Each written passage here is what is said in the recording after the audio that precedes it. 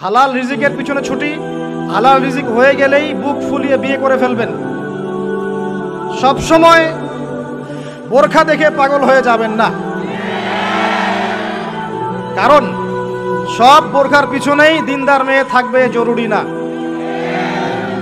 প্রত্যেক মাদ্রাসার মেয়ে দিনদার হবে নট নেসেসারি।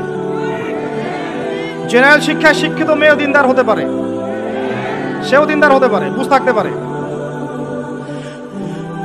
ছোট্ট একটা হালাল ব্যবসা করে, ছোট্ট একটা হালাল কৃষিকাজ করে, মাথার ঘাম পায়ে ফেলে খান, একটা বই লিখেন, বই লিখে হাদিয়া নিয়ে যায় যাচ্ছে, সমস্যা নেই।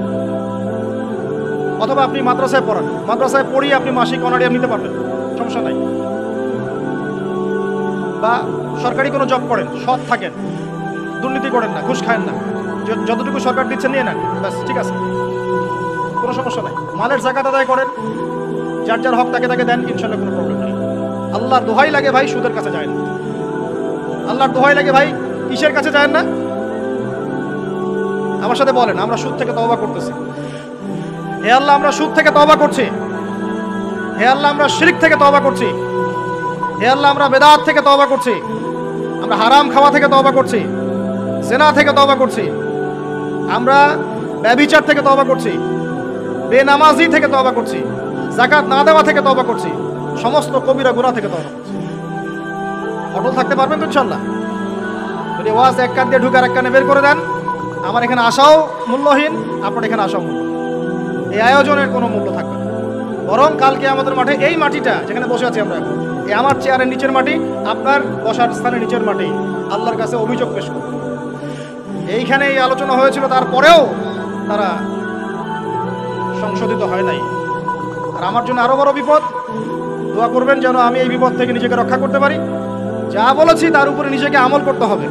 আল্লাহ পাক আমাকে তৌফিক দান করুন, আপনাদের সবাইকে তৌফিক দান করুন। মুসলিম পরিবারে জন্ম নিয়ে ভাই ইসলামের মর্মটা বোঝার চেষ্টা করি, আল্লাহ পাক তৌফিক দান করুন। কালিমা শিখবেন, তাওহীদ শিখবেন, সুন্নত শিখবেন, হালাল খাবেন, আল্লাহ পাক তৌফিক দান করুন। যুবক ভাইরা চরিত্র হেফাজত করার চেষ্টা করি, যুবক ভাইরা চরিত্র হেফাজত করার চেষ্টা করি। হালাল রিজিকের পিছনে ছুটি, হালাল রিজিক হয়ে গেলেই বুক ফুলিয়ে বিয়ে করে ফেলবেন। এবার হাসতে পারেন, অনেক ধমক দিছে। হালাল রিজিক হয়ে গেলেই একটা বয়স সীমা দেয়া আছে, আচ্ছা ঠিক আছে মানলাম, রাষ্ট্রে থাকেন, কিছু বিষয় মানতে হবে, না হলে আপনার গন্তব্য হবে ওই 14 শিখের পিছনে। অতএব 14 শিখের পিছনে যাওয়ার চাইতে আচ্ছা মেনে নিলাম 18-21 না 18-23, আমি জানি না কত, 18-21, আচ্ছা ঠিক আছে সমস্যা নাই, নেন, মানেন, তাও মানেন। হালাল রিজিক হয়ে গেছে, বয়স হয়ে গেছে, মেয়ের পিছনে না ঘুরে বুক ফুলিয়ে বিয়ে করে ফেলবেন। বিয়ের আগে পরিবারে বুঝাবেন, বুঝাতে বুঝাতে যদি কাজ না হয় তারপর বিদ্রোহ হবে ইনশাআল্লাহ। আর মনে রাখবেন, প্রত্যেক বিদ্রোহের পরেই সফলতা আসে, ঠিক আছে? আচ্ছা মাশাআল্লাহ। আরেকটা নসিহত করে দিই, এটা আমার অন্যতম শ্রেষ্ঠ একটা অভিজ্ঞতা আর কি। সবসময় বোরখা দেখে পাগল হয়ে যাবেন না, কারণ সব বোরখার পিছনেই দিনদার মেয়ে থাকবে জরুরি না। দিনদার মেয়ে পাবেন কোথায় তাহলে? প্রত্যেক মাদ্রাসার মেয়ে দিনদার হবে নট নেসেসারি। জেনারেল শিক্ষায় শিক্ষিত মেয়েও দিনদার হতে পারে, সেও দিনদার হতে পারে, বুঝ থাকতে পারে। এটা সম্পূর্ণ ভাই ভাগ্যের ব্যাপার। কিসের ব্যাপার এটা? এর উপর আমার আর কিছু বলার নাই, এটা সম্পূর্ণ ভাগ্যের ব্যাপার। আপনি হাজার বার পরখ করে দেখে শুনে করার পরেও পস্তাতে পারেন, এটা হতে পারে, আল্লাহ না করুন। এটা কিসের ব্যাপার? অতএব তাকদীর যে লিখেছেন তার সাথে যোগাযোগ করেন ইনশাআল্লাহ। কিভাবে?